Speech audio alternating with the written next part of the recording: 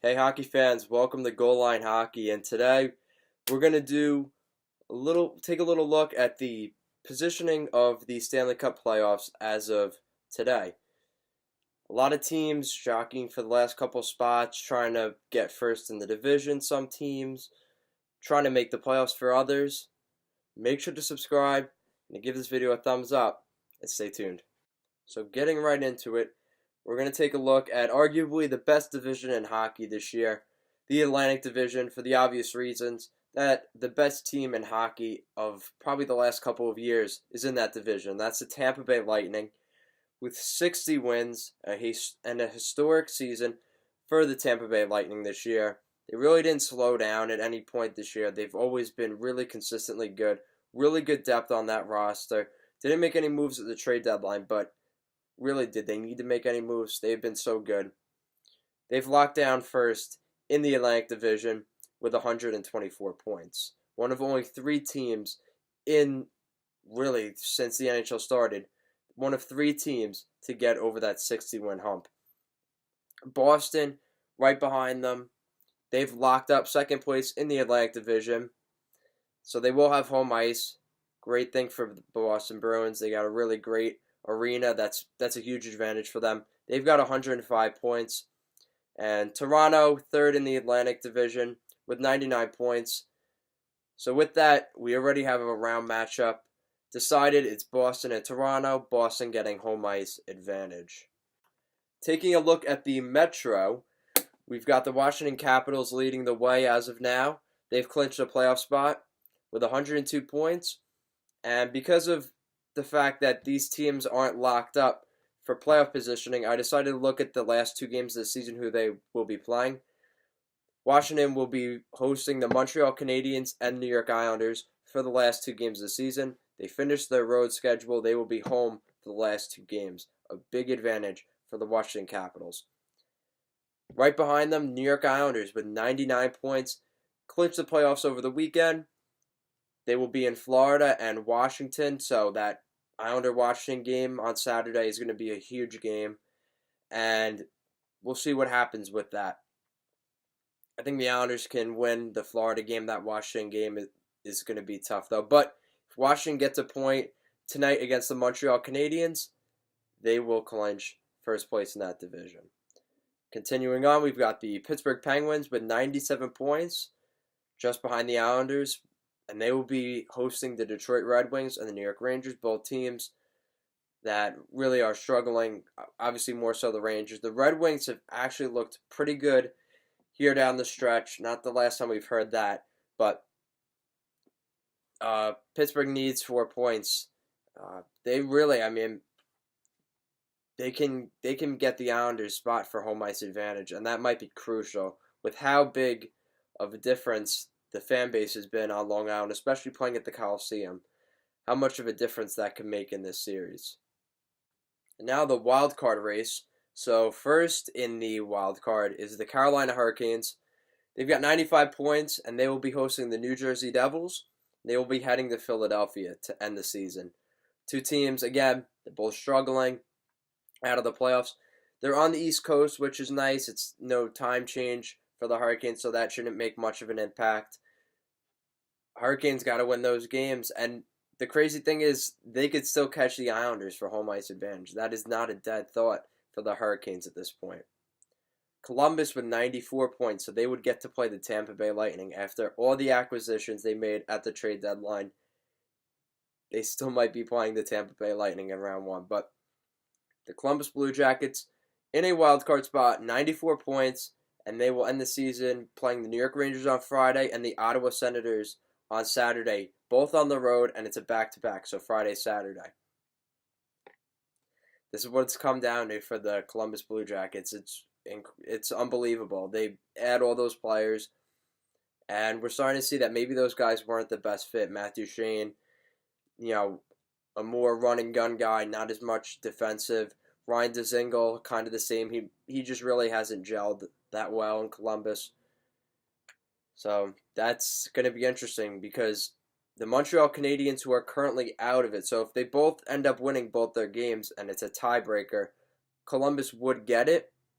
But Montreal, 94 points.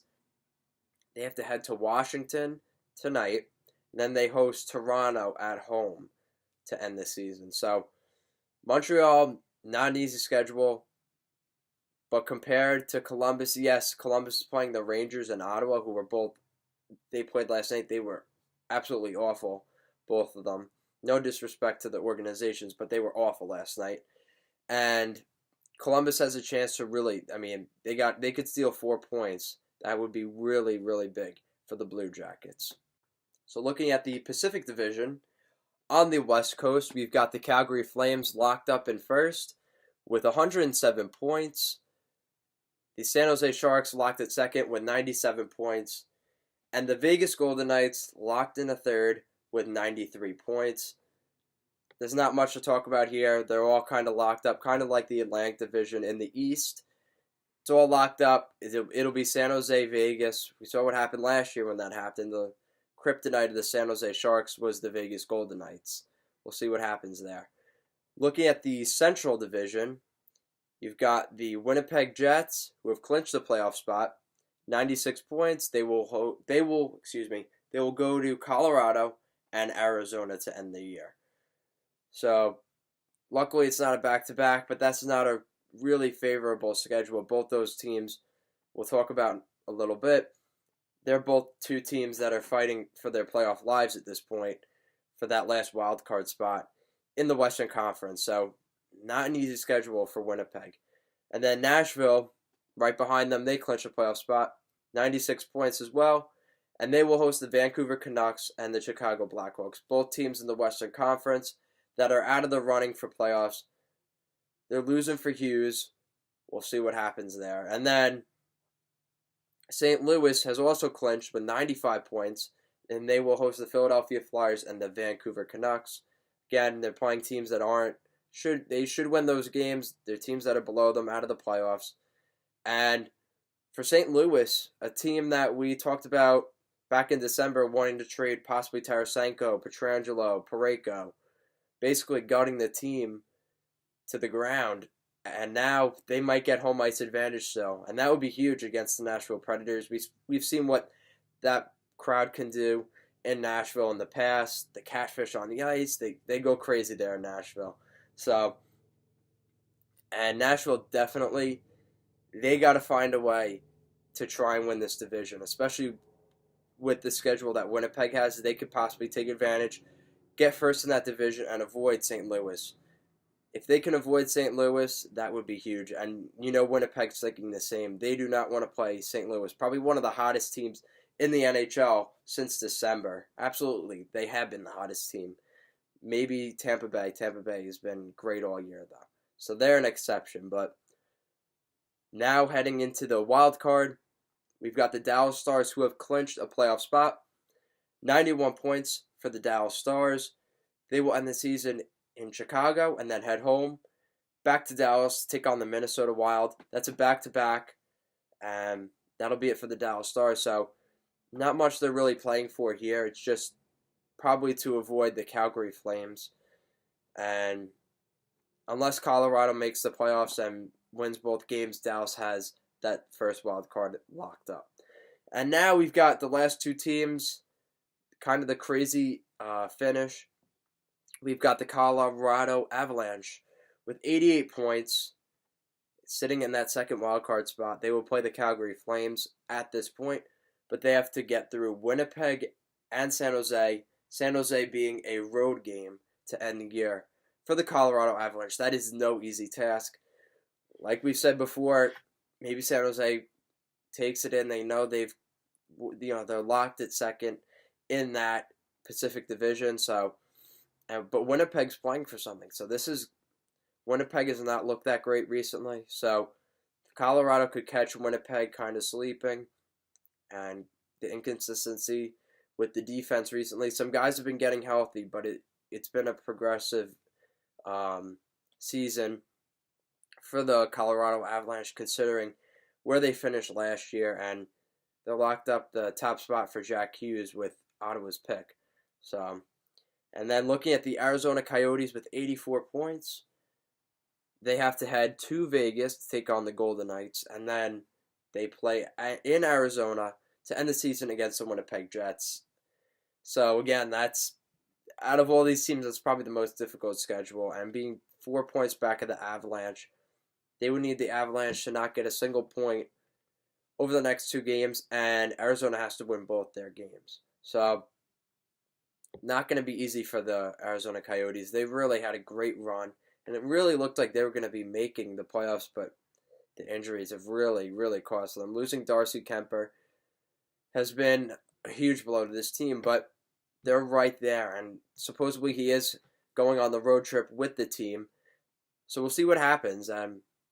Just my prediction for playoffs in the West, I think that last spot will indeed go to the Colorado Avalanche. They've been the better team recently. I'd love to see Arizona get in, but I don't think that's going to happen. Looking in the East, between Columbus and Montreal, I'm going to go with the Columbus Blue Jackets. And the reason for that is I love Montreal playoff hockey. It's amazing. I eventually want to go up there one day and go to a playoff game up there in Montreal, but I got to go with the Blue Jackets just for the fact that what they did at the trade deadline. I want to see more of that. I want to see a lot of teams go all in, and this might end up costing Jarmo Kekalainen his job if they don't make the playoffs. Maybe if they don't win a round too. So we'll see what happens, but I'm going with Columbus here. They have the easier schedule. They're playing the Rangers and Ottawa. Yeah, they're both away. Yeah, they're both back-to-back. But heading to Washington for the Canadiens and hosting the Toronto Maple Leafs, that's a tough schedule for the for the Montreal Canadiens. So we'll see what happens. But just to recap, Columbus getting into that last wild card spot, and the Colorado Avalanche. Thank you for watching us here at Goal Line Hockey. If you like the video, make sure to give this video a thumbs up and to subscribe as well. Thank you guys for staying tuned. Sorry today, I'm a little bit sick. I have a little bit of a cold, but thank you guys for staying tuned. And I'm really excited for the Stanley Cup playoffs. We're a couple of days away. The season ends Saturday, and hopefully I start feeling better. Have a good one.